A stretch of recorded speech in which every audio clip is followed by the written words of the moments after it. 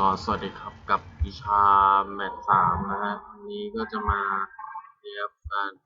ประยุกต์ของลาปลาสทรานส์ฟอร์มนะครับ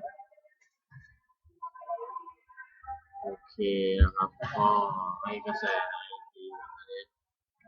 3 IT ส่วน2 integrate IT dt นะครับ IT dt อันนี้คืออะไรครับมันก็คือ Q นะฮะพูดง่ายผมจะจัดรูปได้ใหม่ก็คือ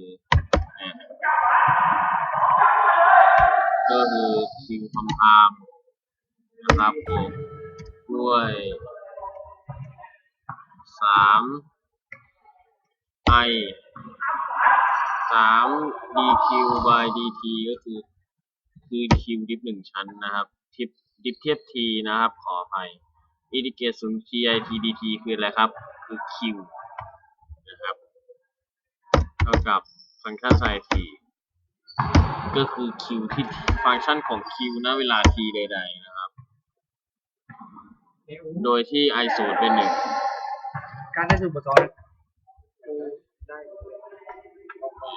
สรุปแบบ2เหรอใช่แบบ2ไปเดี๋ยวทำชมรมพุทธอยู่ชั้นไหนอ่ะ9แล้วหนูเคยเข้าไหมวะเราก็เทคลาปาร์ตทั้งหมดนี่เลยทั้งรุ่นเนี่ยเดี๋ยวทำนั่นก่อนนะ